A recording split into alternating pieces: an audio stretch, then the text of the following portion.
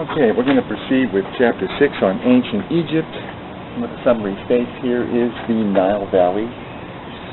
Formidable natural barriers of desert, mountain, and sea caused the Egyptian population to remain highly isolated, secure in one respect from the threat of outside invasion, but technologically backward and slow to change in another.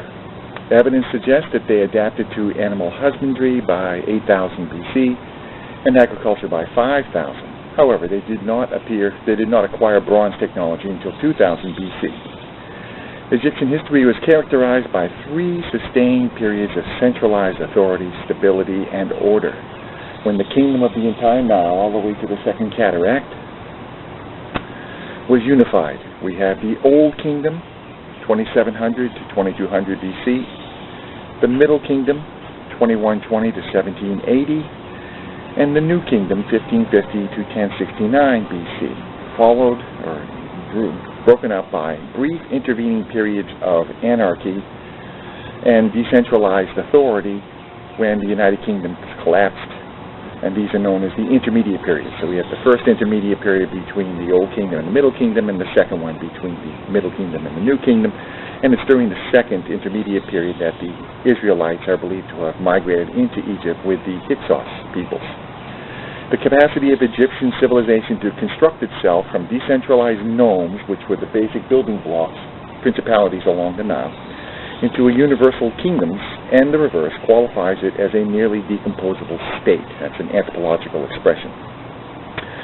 Decipherment of the Egyptian hieroglyphic language system was made possible by the discovery of the Rosetta Stone in 1799 AD by Napoleon's army. The inscribed stele dates to the Ptolemaic era, around 196 BC, and was inscribed in hieroglyphic, Demotic, and ancient Greek, and it's from that they were able to break the code of the hieroglyphs.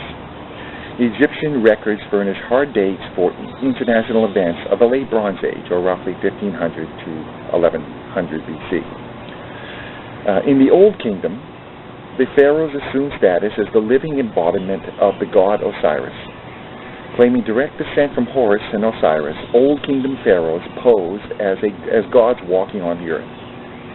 Elements of the cult of the dead pharaohs included mummification to preserve the physical remains of the kings, and mastabas, religious complexes dedicated to the preservation of the cult of a deceased pharaoh. The pharaohs employed an elaborate bureaucratic hierarchy and a highly regimented scribal class to harness the agricultural potential of the Nile Valley. The commitment of so much labor, energy, and resources to the cult of the dead pharaohs ultimately proved unsustainable. During the Middle Kingdom, 2100 to 1780 BC, the pharaohs presented themselves more as paternalistic, task-worn administrators who bore the burden of rule for the benefit of Egypt. They were no longer viewed as a divine entity walking on the earth. We point to the Middle Kingdom because of the records as the sort of classic scribal era, where we see this hierarchy, this scribal system in place with its sort of bureaucratic forms.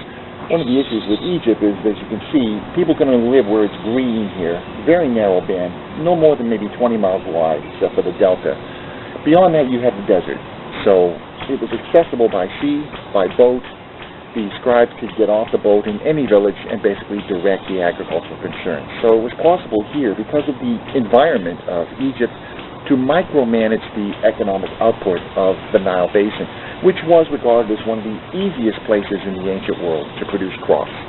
Because of the annual flooding, it brought down rich alluvial muck every year. Once the flooding receded, people would go out simply walking in the mud, throwing out seed, and having their animals trample it into the ground, and the crops came up, according to Herodotus.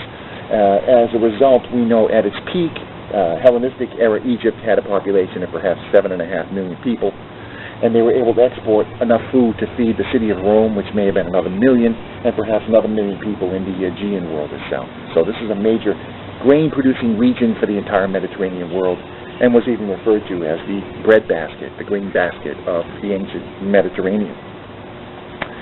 In the New Kingdom, 1550 to 1069 BC. This was characterized by an Egyptian overseas empire, especially conquest of the coast of what we call Syrio-Palestine, or this coast of Canaan, Ugarit, Phoenicia, and inland in the mountains of Syria. New Kingdom pharaohs led mercenary armies as far as Syria to the north and sub-Saharan Africa to the south, establishing an extensive empire. They also received annual tribute from subject peoples. New Kingdom Egypt was disturbed, like other eastern Mediterranean populations, by rising chaos at the close of the 13th century. This appears to have been indicative of widespread Bronze Age societal collapse. Sea peoples marauded the coast of Egypt repeatedly between 1180 and 1086 BC. Egypt managed to survive this catastrophe, but it did so as an isolated population, increasingly vulnerable to invasions from without.